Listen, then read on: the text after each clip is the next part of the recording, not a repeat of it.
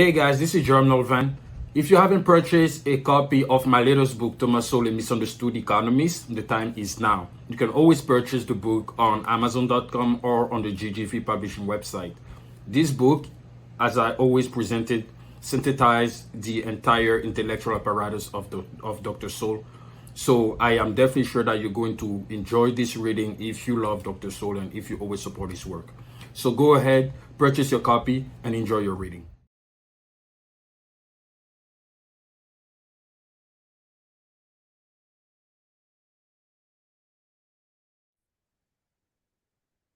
Hi everyone, this is Germinal Van, founder of GGV Publishing and your host for the GGV Publishing podcast. I have a very special guest today, ladies and gentlemen, the man, the myth, the legend himself, Thaddeus Russell. Thaddeus, thank you so much for coming on the GGV Publishing. Of course. I mean, when you were on my show, it was a wonderful conversation, and I love what you're doing, and I'm very happy to be here. Good to see you again too. Absolutely. I wanted to give your background, but I think it's better if you tell people yourself, like who you are. I know a lot of people know you, but not everyone. So I think that's a great opportunity to reintroduce yourself to those who don't know you so that they know what you've done. Yeah, and I'll try to introduce myself in a way that makes the topic of our conversation that we're about to have more legible and understandable, right? Because you told me what you want to talk about here. So a lot of people who know me know that I was born into a Marxist socialist family in Berkeley, California, which was kind of a center of the American left, still is. Born in the 60s, and my parents were all members of a Trotskyist organization. And that was, and of course, being in Berkeley alone, I mean, I was surrounded by the left my whole life as a child and early adult. And so, it was like being raised in a church, right? You don't question, when you're raised in a church, you don't question the precepts of the church. Yeah. When you're a child. Hopefully, though, when you become an adult, you do at least ask questions about, the belief you were born into. So I did finally, sort of when I was actually in graduate school. Took me that long. So late 20s, I started when I did real research on American history. I was getting a PhD in history at Columbia in the 90s, and I started to do real research on American history and I found out that the left, which dominated the historical profession at that time, was just astoundingly dishonest, I guess, and would ignore vast swaths of history that are extremely important and replace them with pieces of American history that are really sort of representational, but not terribly representative, meaning they would, of course, pick, they put black faces in or women in a narrative, or then eventually gays, whoever, working class people. And, of course, those people are important as well, but often they would do it just for representational political reasons, and then leave out like vast, like I said, sort of vast areas of American. So for an example, my dissertation was on the Teamsters Union in the United States. And now very few people know this, but the Teamsters Union was, and I think still is, the largest trade union in American history. It had, I think, 2 million members at one point. The reason it's ignored, and the reason I wrote my dissertation on it, there's no books on the Teamsters Union, it's all because they were not a socialist union. They were what was called a bread and butter union. They were interested only in better wages and better working conditions. We weren't interested in like controlling management at the factory, or they weren't interested in social democracy or a social welfare state. They simply wanted better wages at work. And so that's what I wrote. And because the left had ignored the biggest union, which just happened to have the wrong politics. And that's really when I discovered that the left was mendacious, and that I had been lied to a lot about just about everything. And that began my journey. And so eventually, I was kind of thinking along the lines of this is, and by the way, so I was a socialist, but I had always been sort of interested in individual freedom and liberty without really knowing it as such. So there are two halves of the left. And I was born into the half that is the political, ideological, usually Marxist. Actually, like libertarians, interested in economics primarily, but for different reasons. Sort of hard-headed and actually really hostile to sort of pop culture, cultural analysis of any kind, because they're materialists, right? Yeah. Um, and also they're interested in taking over the government. So that requires, at least in their minds, like extreme discipline. Mhm. So none of the frivolities that you find in pop culture, culture generally, were allowed. But at the same time, and most people know this, in the 60s when I was born, and 70s, Mhm. right here in the Bay Area where I was, you had in San Francisco and around the hippies, the Yeah. counterculture, rock and roll, drugs, which was a huge, huge thing. And it changed people's lives and it changed the culture forever. And I think in largely good ways. Mhm. The sexual revolution was happening, which manifested in all sorts of ways. And the gay liberation movement was happening all at the same time. Uh, Civil rights movement sort of became like Black power cultural Yeah. Black, which I think has a whole lot of value in it. Yeah. Some not so much, but I think that's actually underrated in many ways, Mhm. how important that was. So you really see in the 60s and 70s when I'm growing up in this place, I'm seeing the sort of flowering of what I consider to be the best of left-wing culture. Because you saw, yes, of course, there's Marxism and there's authoritarianism, and there's some people talking about, Ho Chi Minh and Mao being good guys. But mostly what I saw was a lot of self-expression that simply didn't happen before. So if you come out of the 1950s, famously in the United States, uh, I don't, yeah, I mean, there was sort of famously a conformist decade culturally. Everyone dressed the same, right? I mean, you were punished if you looked different at all in the 50s. And so it's really true. And so by the 70s, largely because of the countercultural half of the left, and we see this today even more, it's sort of accelerated with the internet. You see, people look, it's a cornucopia. It's like, it's a fantastic assortment of expression. And I think that's wonderful. Um, so I had that always inside of me, even when I was a pretty doctrinaire Marxist socialist. So And would you say that you were sort of like a libertarian socialist, the way James uh, Buchanan defined himself? yeah, so um, no, because I just didn't even have those words. I didn't have those categories at that time. I was only in the left. I didn't read really anything else until I was well into my 30s. But so then I started to look at American history through the lens of the individual versus society, which is really it's Freud's construct, civilization and its discontents, in which he says that civilization is always attempting to control the impulses, which he called the id, Yeah. usually sexual and violent impulses that human beings have because they're animals. Mhm. Those need to be controlled and repressed and often stomped down for civilization to operate, which is right, you know. And so I like civilization, but I also like, a lot of what is repressed, a lot of the impulses that are demonized by civilization. So I started looking at American history through that lens and noticing that over and over and over again, there would be some individual expression that would violate the norms, if not the laws, Mhm. of the dominant American culture. And then the culture, its formal institutions, and then the state itself repressing those individual expressions, often resulting in people being sent to asylums Yeah. or orphanages or prisons or being expelled from the country, or right. So, and that has happened since literally the Pilgrims got off the boat in Plymouth Rock. And I show that in my book, A Renegade History of the United States. Since the very first white people got here, the first Europeans arrived here, that has been going on. This Mhm. civil war between American civilization and its need for discipline, right? And then all these wonderful, crazy, freaky people who have come here ever since Plymouth, right? And then you bring in the immigrants, and then of course the slaves had their own completely distinct culture, which ran completely counter to all of that. Mhm. Puritanism became the founding doctrine of America, right? It's always what it's meant to be. An American is to be a Puritan, which means to be ascetic, repressive, again, sort of on the side of civilization against the individual's desires, right?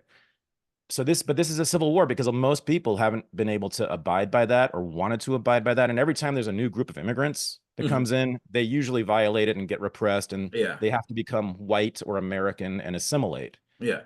So, all right. So I wrote a whole history of America from the beginning to the present through that lens. And I had no idea that libertarians might like it. because I didn't know, and I'd never heard of libertarians. Honestly, I mean, I sort of knew that they existed. I think I knew about Ayn Rand. I never read anything. Had no idea who Rothbard or Mises were. I didn't know this stuff. I didn't know Yeah. Reason or any of that. But so I published the book, and in 2010, and the libertarians flocked. They came to me. Who are you weirdos? What is this? So that's how you basically got into libertarianism per se. So it's not like No, man. No, no, no. I did not get into libertarianism. They got into libertarian.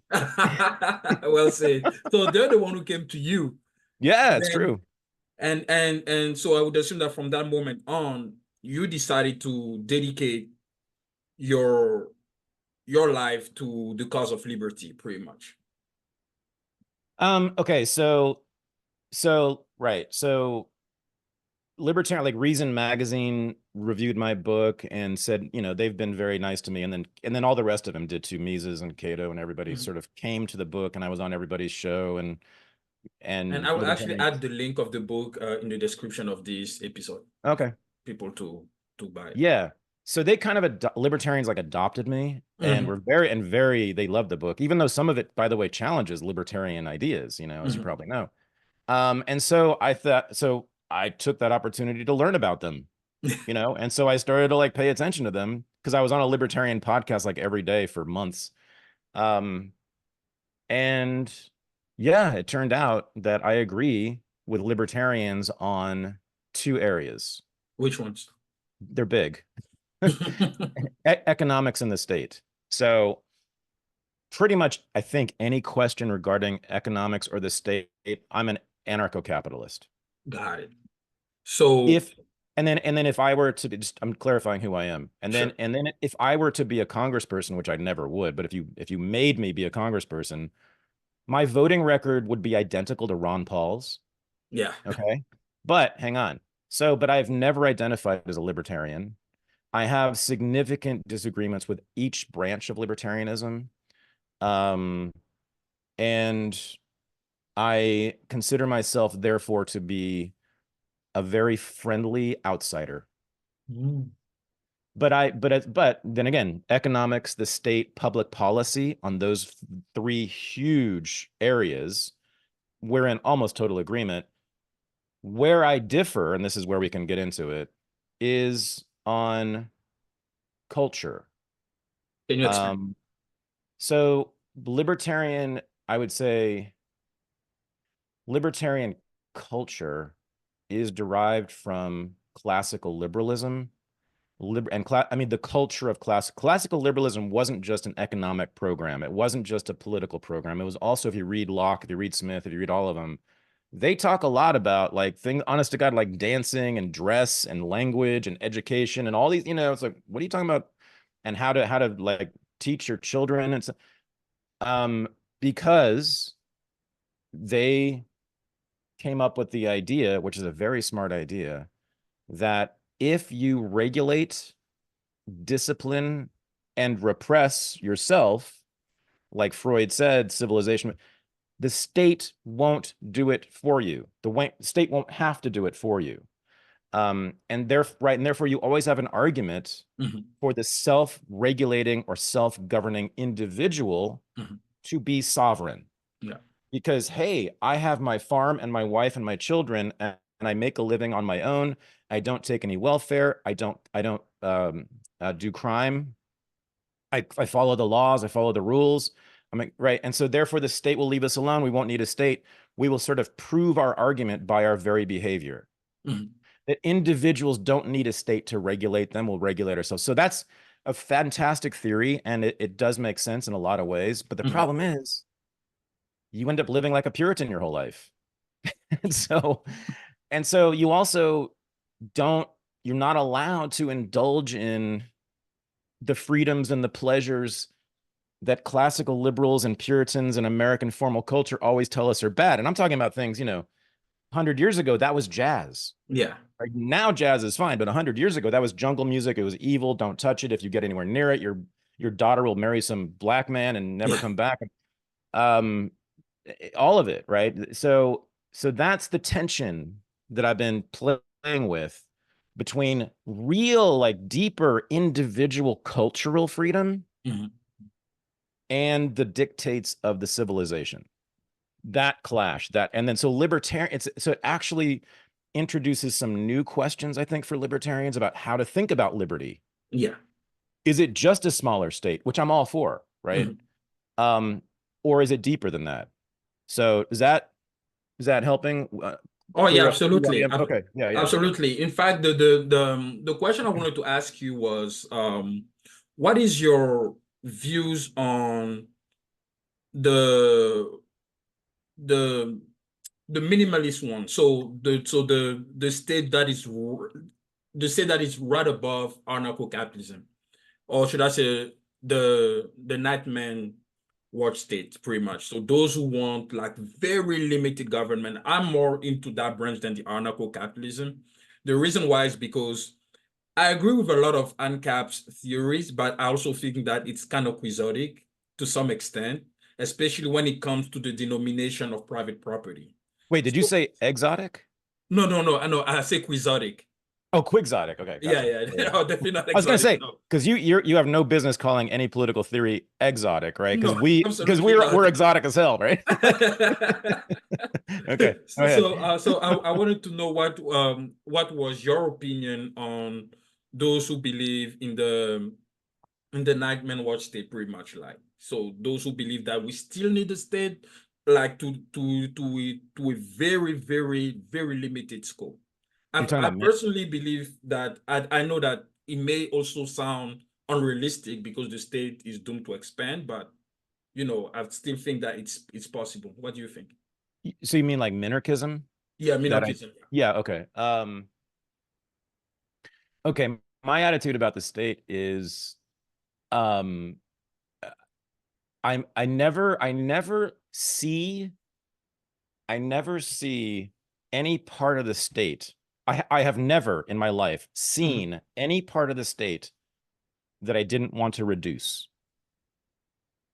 And that's my politics. mhm. So reduce it. Like, and you name it. I don't care which part of the state I'm going to want it, or at least radically reform it, but Yeah, almost always just reduce it, just yeah, shrink it, yeah. make it less. And so when they cut the military budget by 50%, that's going to be this radical, humongous thing. And I will most likely look at it and say, okay, reduce it some more. I mean, honestly, so Yeah. that to me, that's what it means. So that might be minarchism or might not be. I Mhm, don't think ever in my lifetime or in my son's lifetime or in my grandchildren's lifetime that the state will disappear entirely, as you're saying. mhm. But I would hope that there will always be people calling for its reduction, no matter what form it takes. Yeah, that So I totally agree with. that's who I am. So I mean, like, it's kind of an academic debate to me Yeah, between minarchists and ANCAPs because like yeah, neither one of us is ever going to see, utopia, yeah. nor is that. And it's like, I don't have a utopia. I'm not a socialist anymore, right? I don't know. No one should like sketch out what is the perfect society for everyone to live in. I have no idea. I just know I've never seen a state I didn't like or I did like. Yeah, Or any manifestation of the state that I yeah, liked. yeah. I At the totally very, agree. very best, I see it as maybe a necessary evil, like putting away, mass murderers in Yeah, prison. Sure, but even there, we don't necessarily need a state. But that's about it. But yeah, so I mean, just what I call my politics, Germinal, is perpetual oppositionalism. love it. So that means whoever holds power, state power, but also like the cultural institutions, right? The media, academia, big finance, that's equally powerful as the state to me. Mhm. Whoever holds that power You're against over it. us, but especially the state, just oppose them. Yeah. But don't that doesn't mean like fighting in the streets and being a revolutionary. It just means not merging your identity with Mhm, them at all, not becoming American, right? Um, no matter what state you're put into, don't become a part of it mhm. psychologically. Yeah. Always be resistant, I would say. Always. So that's it. So I would say that you became a natural contrarian, pretty much, like, if that Well, makes no, sense. you don't become a natural contrarian. You are a natural You are a contrarian. natural contrarian. I mean, some people have said I was born that way. I might have been. I don't know. So Yeah. now I want to have your opinion on the latest Libertarian National Convention. That was apparently it was the wildest. I've watched it, This, you know, I've seen on Twitter like people bashing each other, like uh-huh. a lot of people opposed Chase Oliver, I would say. Yeah, Yeah, that's his name. Yeah, Chase Oliver as the presidential nominee. right. Dave Smith even opposing, he became, I would say, the undisputable leader of the Libertarian Party, the Libertarian movement. So, what Mhm. is your overall um, opinion of the entire convention? Okay. I mean, again, I'm not a libertarian. I've never been a member of the LP. I never will be, I don't think. But I know a lot of people Mhm, involved, and I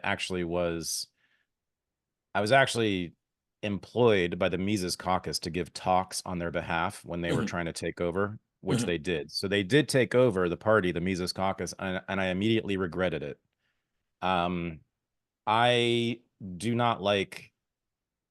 Here's a good example of the differences between politics and economics and culture. yeah, So on politics and economics, I'm probably mostly almost entirely with the Mises Caucus, which is the new leadership of the Libertarian Party.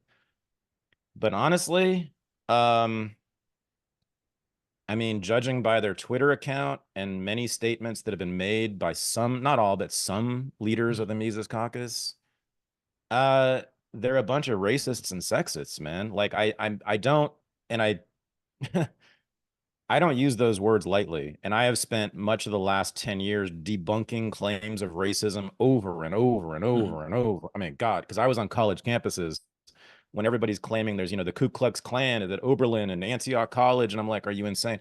No, but I mean, there really is some racism going on there, and you can see it manifest in various ways. And I actually complained to them, and I said, your Twitter feed needs to change, which it eventually did. yeah, I mean, they would just show this is the Mises Caucus, and I think it was even the LP Twitter account for quite a while. mhm, They would just randomly just show a video of black people committing a crime and not comment on it. Just put it on Twitter. Just it was you'd just see like three black guys beating somebody up or something, and and like then make up your own mind about it. I'm like I said to them, aren't you like you're an ideological party? You have an analysis of this stuff, right? And there is a libertarian analysis of that Yeah, which usually has to do with the war on drugs, the war on crime, mass incarceration. But none of that. Just so you're just going to show us that black people are criminals. Okay, good. And then it's the stuff about the whole insane drag queen story hour groomer hysteria, which it just was a hysteria. Yes, I know that there's a handful of kids who have had surgery transitioning, and I suppose I'm for making that illegal, but that's about the only problem I see in the world. But they made it into this mass hysteria where the world is, and this is really some people in the Mises Caucus think this, man. They wow. say it. The world, no, listen, the world is run, the Democratic Party and the world is run by satanic pedophiles. They actually believe this. And it's like, do you even, first of all, there's zero evidence for that, but also like, do you need that to like hate Joe Biden? I mean, isn't there enough reason to dislike Joe Biden and then the Democrats and all these other, the power elite? So they really kind of lost and like, what, and how is this libertarian now? And what does this have to do with Mises anymore? Right. Like, I mean, so it was really just distressing. Now, this is not Dave Smith. I want to make this super clear. This is Mhm, not Dave Smith. Dave has been, even though he's conservative on certain issues that I'm mhm, not, he doesn't say this stuff. And Dave has been excellent on almost everything, and from my point of view. So I have no mhm, problem with Dave at all. And he's also a very good guy. And he's fantastic on the most important issues like war, foreign policy, national security, all that stuff. yeah. First Amendment, all that. He's amazingly good, right? No, but I mean, it's more like the staff and some of the leaders in the Mises Yeah. Caucus. So, all right.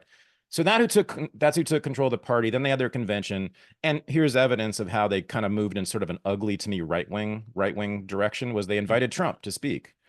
Um, and I just don't understand that. But anyway, so they did, and then at the convention, though, very surprisingly, the kind of a representative of the old Libertarian Party, which was much more sort of liberal left wing on cultural issues, very pro gay, very sort of upfront about drug legalization, very pro choice on abortion. those, you know, I mean, he wins, Chase Oliver. And he's Yeah. very he's a very out gay man, Mhm. and has done stuff. I guess he's sort of done stuff with Pride and whatever. But he's actually, I heard him. I didn't know anything about him, Yeah. and Yeah. Me all neither. and so. But you know what? I did hear about him for 3 days on Twitter from the Mises Caucus people was that Chase Oliver is gay. Chase Oliver's gay. Chase Oliver's gay. That's all they had to say about him, which sort of proved to me that you guys are a bunch of bigots. But more, it's not just that they're bigots, they act like juvenile, like adolescents. Mhm. I mean, I don't know in the Ivory Coast, but in America, when you're growing up as a boy, like you get called a faggot all the time. That's like the number one thing that like adolescent boys say to one Mhm. another. Yeah. And I just, you know, it's like when we grow up, I hope we grow out of that. That's not Yeah. really a criticism. And it's just, you know, it's pretty grotesque to me. So, I mean, I see a lot of that kind of adolescent, a lot of adolescent behavior Yeah. among libertarians. I just, it Mhm. turns me off entirely. And I'm all for obviously being like provocative and wild in certain ways, but not in insulting people about stuff like that. It's just like, I Yeah. hate that.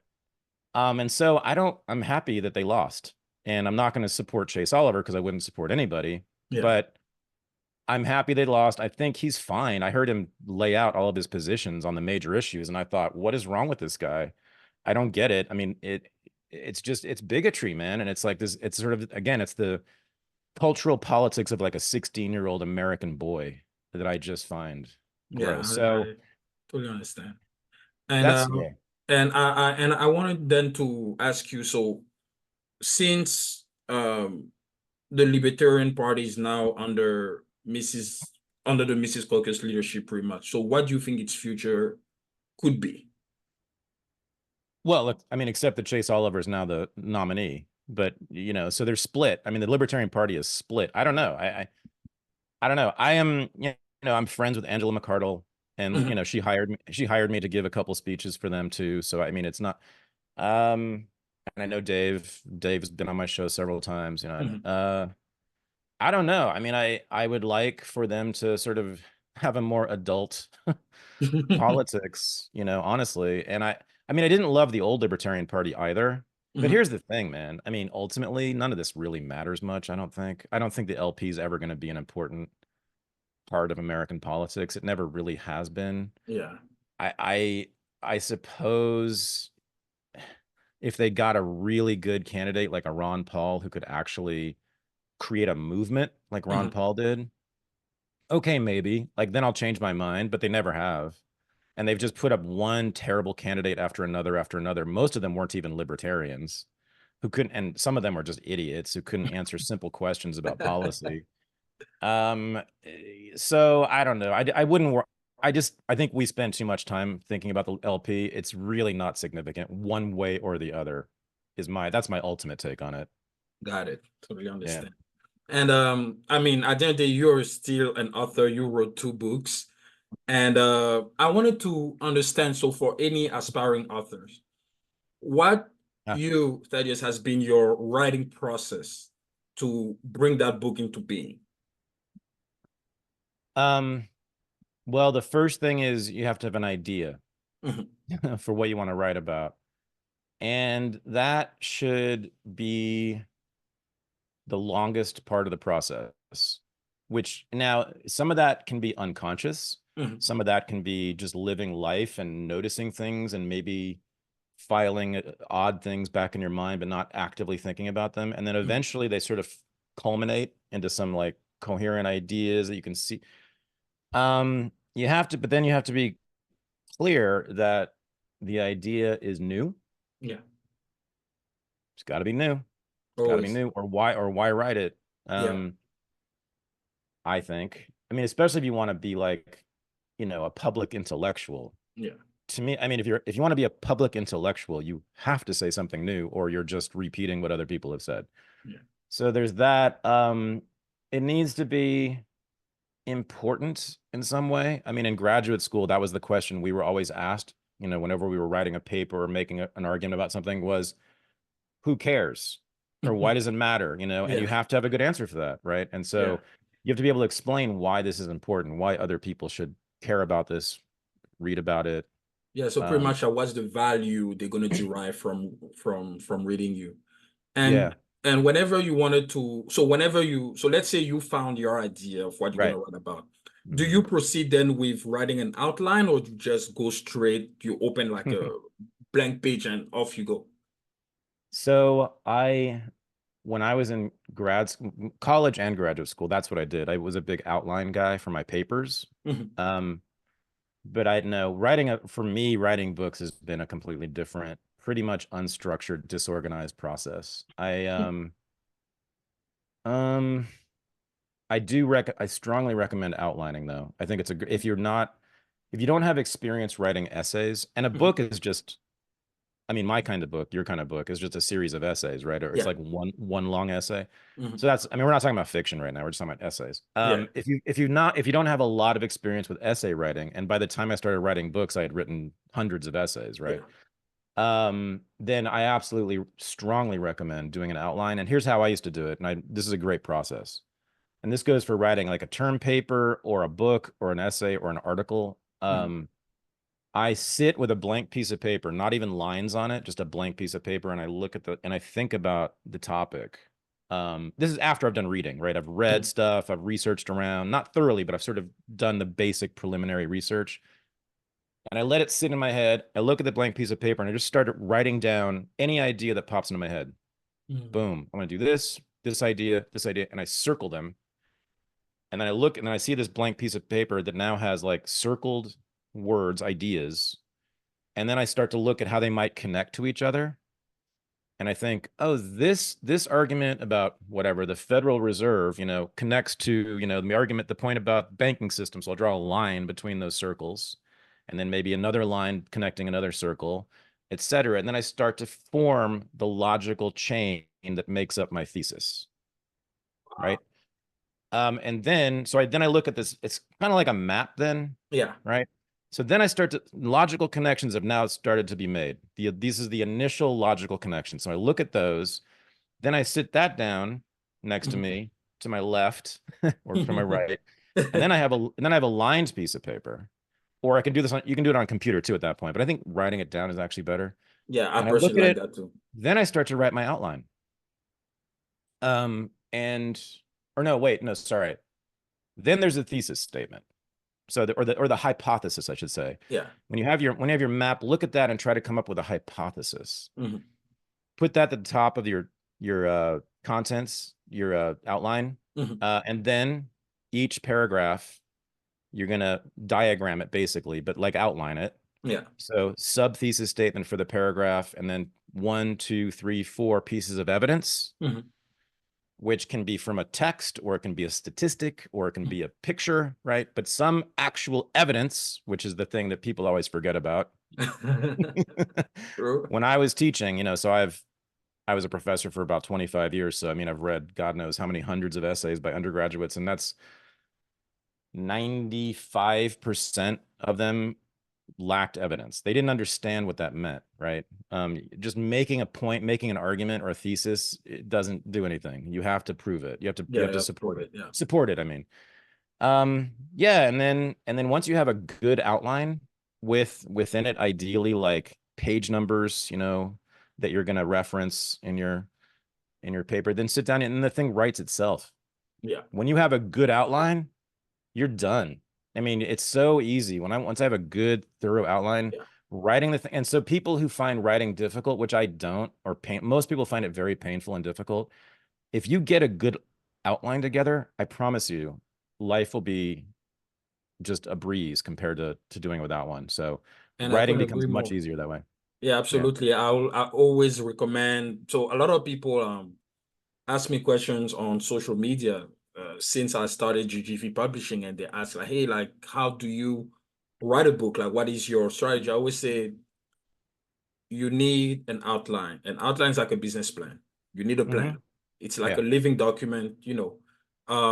Of course, as you write, you may make a lot of changes, but at least you always go back to the outline as the source, Yeah. to then like follow up on what you've been working on. And the way I usually do is that once I have the idea, I know what I'm going to write about. I just open a blank page and I write the abstract. And Yeah. once I write the abstract, I know I'm committed to this. And I'm like, okay, Yeah. I have no choice. I gotta go. And then I develop like each chapter.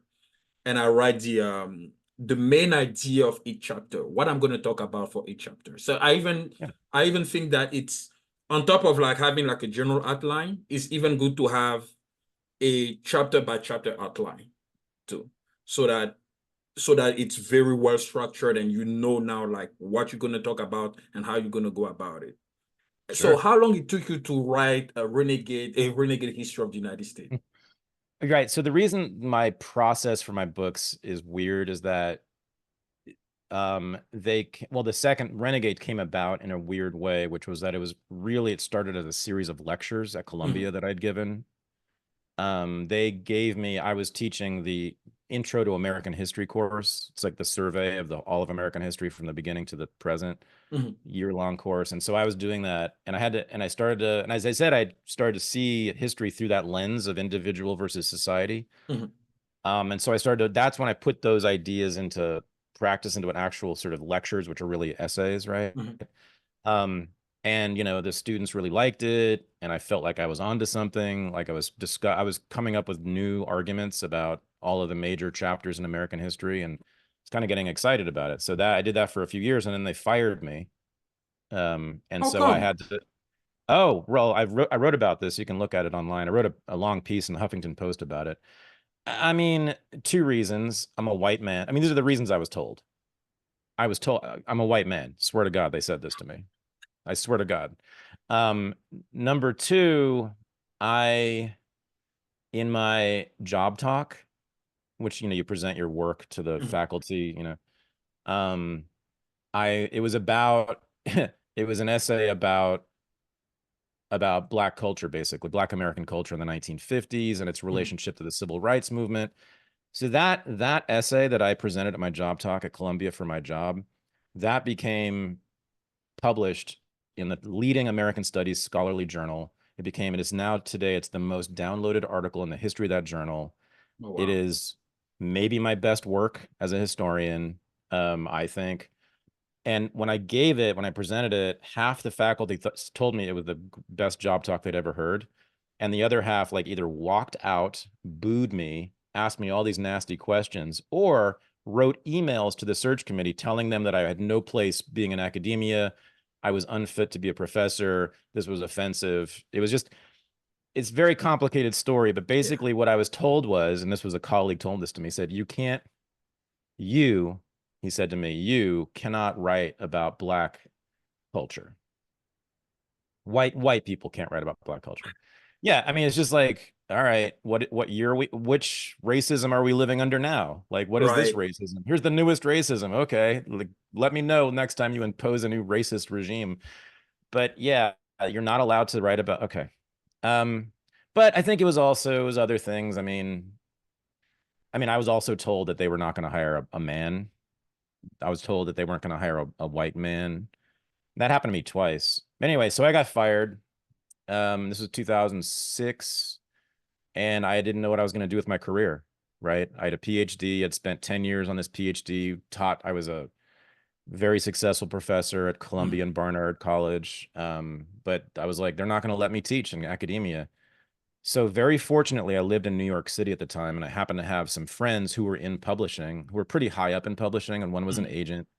And he eventually connected me with a big agent, book agent in New mhm, York. And I hit him up with my idea, told him about what I'd been writing about in my lectures mhm, and about this idea of American history through the individual through society lens. mhm. And he said, "Oh my God, this is a book, fantastic." And yeah, sure enough, about a year later, we sold it for a lot of money, and that enabled me to become a public intellectual.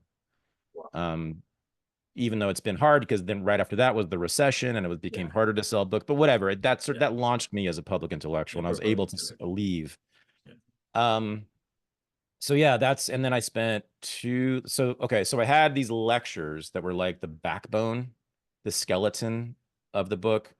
And then I spent 2 years full time writing it, like finishing it, making Yeah. it into a Finishing up. book, but full time, because they paid me enough to do that.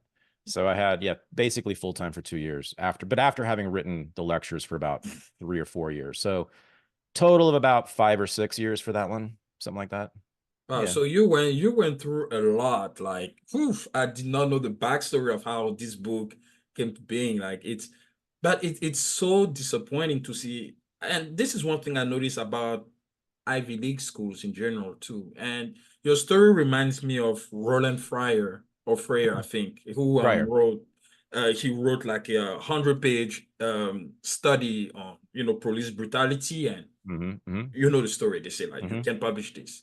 It's to me like it's unbelievable. Like history is the science of the past. The whole point of history is to be objective in the way we analyze the past. Why is it a problem for a white man to write about black culture? Like I really don't get it.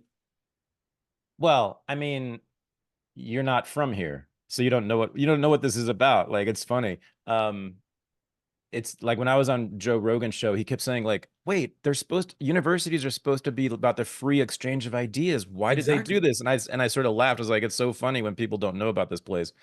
No, it's the American university for the last 50 or so years. I mean, it's always been restrictive as hell. There's never been real academic freedom. Yeah.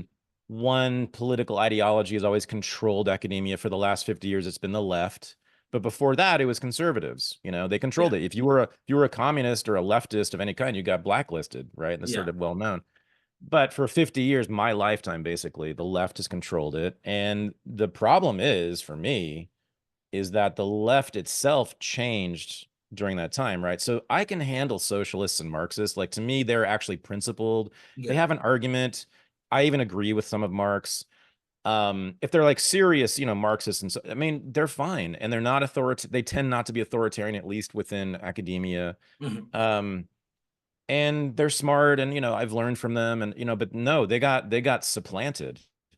Wow. The Marxists in the beginning of the 90s, when I was kind of part of this, actually, when identity politics Mhm. took over, and I saw it. That's when I was in at Columbia, and was when in the 90s, that's when identity politics, you could see it come in and take over and overthrow the Marxists, and they took control. So by the 2000s, and this is what people call wokeness. I mean, Yeah, that's the wokeness, origin. yeah. It's a stupid name, but that is the origin of that thing, is the academic left switching in the 90s toward identity politics. And I at the time, and I do think there's actually some very valuable stuff in that movement, the identity politics movement of the 90s, and I was a part of it. I was writing about whiteness, and I was writing about blackness, and I was writing about uh queerness, and there is actually some valuable stuff in there, even for libertarians, and I've been trying to tell them this. But that's not where, I mean, there were some very interesting insights about how power works and how law works, where gender and race really do affect structures. And that's very serious stuff. Critical Yeah. race analysis actually is very, but that's not what it became. It became very quickly what we see, Yeah. which is all this. It's really Maoism. I Yeah. think it's a form of Maoism, this sort of shaming, um, this psychologizing of everything, this Yeah. victimhood narrative all the time, the valorization always of the most oppressed, or inventing oppression. I don't know. It's very dumb, and it's mostly just very authoritarian, and that's Yeah. why I hate it. It's completely anti-intellectual. That's Yeah. the worst part of it, right? It's Yeah. incurious and anti-intellectual. So that's and right and now, I mean, have you been involved at an American university at all? No, no, not at all. I Yeah. considered going, that's actually a great question because for a while I considered going for a PhD. My mom was pushing me Right. for a PhD and stuff, and because Right. I know I'm an intellectual and I love writing nonfiction and Right. stuff. Right. But I knew that if I went down that road, it have not been good for me because of exactly what you said. Actually, as mind you, I submitted my book, uh, The Economic Condition of Black America in the 20th Century. Oh I yeah. submitted Right. that to the Pulitzer Prize. And of course, it did not go far because the Forget Pulitzer it. Prize is pretty left wing. And, if Forget you it. don't Mm. write, if your writings are not left leaning, don't even bother. But I said, let me give it a shot. But of course, I kind of knew. So at first, yeah, I really wanted to get into academia and become a professor, but I was like, I'd rather have my own publishing company and do what I love than Right. be So subject that's to academia. so that's why you don't know how bad it is. You said it was disappointing, and that's just, yes, it is if you don't know how bad it Yeah. is. It's no longer disappointing. It's like saying you're disappointed in the Soviet Union for not being a free society. You know what I mean? Like I'm disappointed in Joe Stalin for not like having free speech. I mean, it's no, they're all, I mean, it's gone. I mean, well, in humanities and social sciences, it's gone. Yeah, it's There gone. is really, there's nothing there really. Sciences are fine. You know, Yeah, that's if you want to go do science, that's fine. Sure. You can learn chemistry and physics for yeah, sure. But no, humanities and social science, nah, it's all it's 99% ideological of a particular kind. And in the last like 5 to 10 years, you can't you can't get a job if you don't write about black people. Like it has to be about race. Everything has to be about race. And it has to be, well, not write about black people the way that you and I do. yeah. You got to write about them in a real particular way, Yeah, which by the way is almost entirely fantasy. Like yeah, that shit is like made up like across the board. Much of it is just complete fantasy. They just cherry pick little moments from yeah. black history and make Martin Luther King representative of black people. I'm like, no. No, No. he was an exceptional guy. Oh Yeah, my God. It's very unusual guy. But do yeah, you, do you think that I know we're getting closer to the time. But I wanted to have your opinion on this.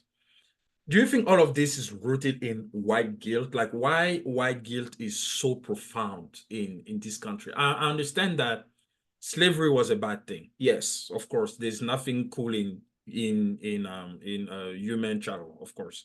But at the same time, I think it's important for people to accept that it's part of their history.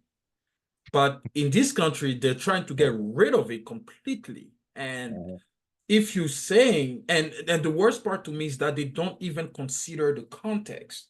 I remember there was one of my friends who asked me, Germinal, if you were born in the 1600s, and let's say you live in the South, and you were pretty wealthy, would you have owned hmm, slaves? I hmm, said, according to the context, yes, I would have, because that was the deal of the time. yeah, If you ask me, am I going to own slaves today? Of course not. I don't need that. But at the time, it was free labor. That's every hmm, rich person who can afford slave we buy slaves. hmm. And he was like, "Oh my God, I can't believe you said that." I'm like, context matters, and I think that today they really do it deliberately to get rid of context, so that they can put a name, like they can label you as a racist, or and all the racial slurs. Yeah. So in the 1600s, 1700s, and even well into the 1800s, if you'd owned slaves, uh, no one would have judged you either, Yeah. including the slaves. I Yeah. mean, we have lots and lots of testimony from American slaves asked about their feelings about slavery in general. And 2/3 of them, 3/4 of them talk positively about it at the time because racism was internalized by everybody. And Yeah. so black American slaves overwhelmingly believed that they too were inferior and Yeah. should be enslaved. Yeah. And don't take my word for it.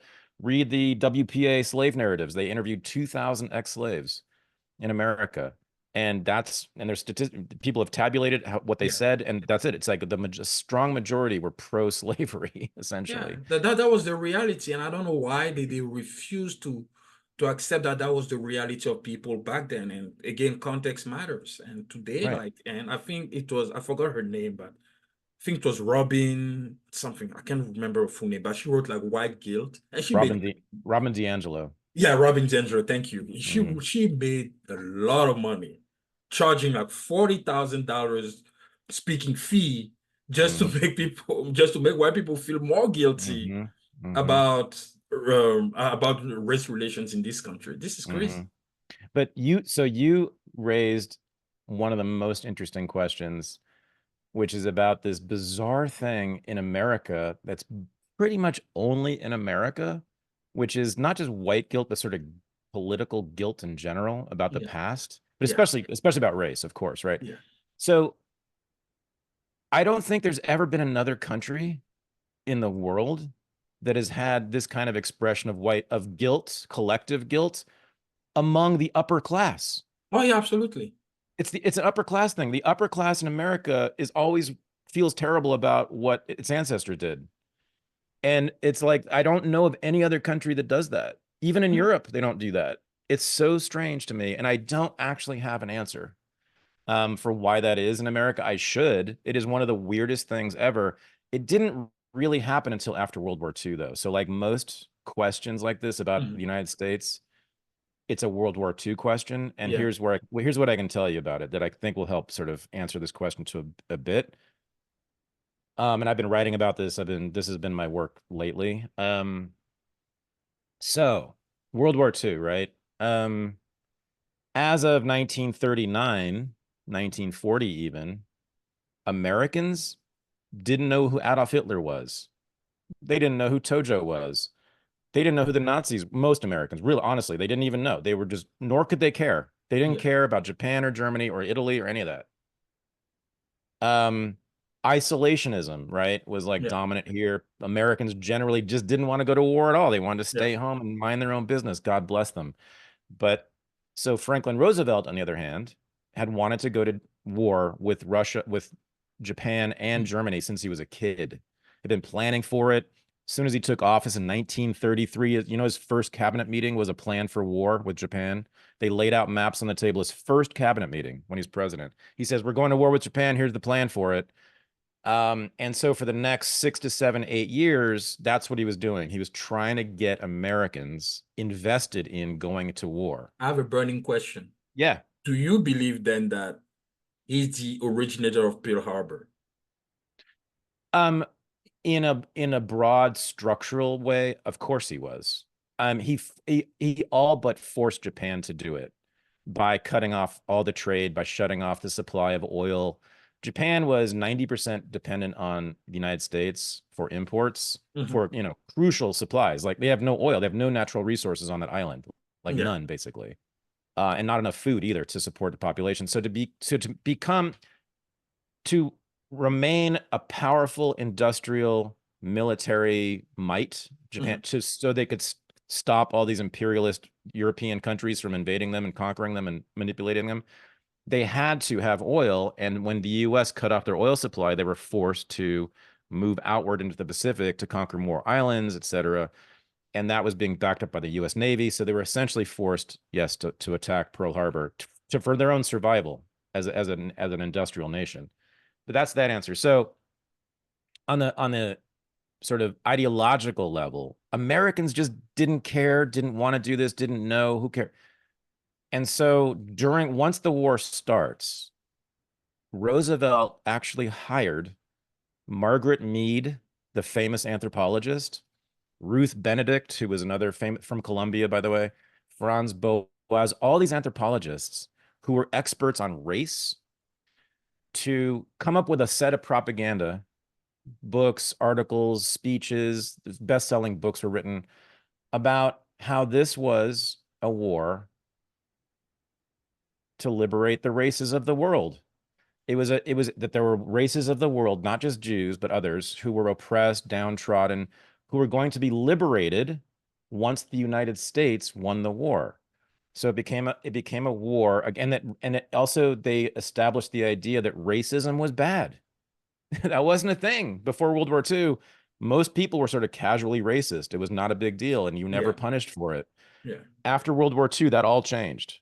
And you've noticed that Brown v. Board of Education is after the war. Yeah. Martin Luther King is after the war. Yeah. The Civil Rights Movement is after the war. Racial liberalism is invented to justify the war. We did this to save the browns and the Jews and all the yellows of the world, is exactly what was said. So that's what made it into, to this day, the good war. Racial liberalism is what makes World War II worth fighting, a good war, all the rest of it, right? So it justifies the greatest slaughter of human beings in human history. And it also was a war that never needed to be fought, but that's another time. We'll talk about that later. But yeah, so the idea of guilt around a collective guilt around race begins in about 1945. Yeah. Yeah. Wow. Now you're giving me homework to do to actually research that part, because I never heard of the term racial liberalism. That's very interesting. Um, so that's then I introduced that in my chapter on the civil rights movement. Mhm. That's in there, chapter 11, I think it is, the one on King, the civil rights movement. I introduced that, what it really means. And I Mhm. look at how Brown v. Board of Education is actually a racial liberal document. And I look at, what's his name? Gunnar Myrdal, who is Yeah, the important Swedish social yeah, scientist. He's the mhm. one who authored the big book during World Yeah, War II yeah, an about American dilemma. exactly. So that's really the Bible of racial liberalism right there. And I kind of break it down in that chapter, what its components are. But that has been the dominant racial ideology in America ever since, which is that blacks are victims and whites are the only people who can uplift them through government intervention, through government integration, and forced assimilation. And they never got that part. They got the integration, they never got the assimilation, and that's why we still have issues Mhm. because most working class blacks in this country haven't assimilated. They still have a very distinct culture, right? Yeah, That is often problematic, in fact. yeah. But that's the idea is that these are our children, Mhm. That right? they need to And get we did them wrong, and now we need to bring them into the American family again, and they'll become. And here's the racist part of it. Yeah, They'll become just like us when we do that. Because everybody wants to be just like us, of course. So as when we allow the blacks in, give them civil rights, they'll be just like us, and everything will be fine. And they got Barack Obama out of it, right?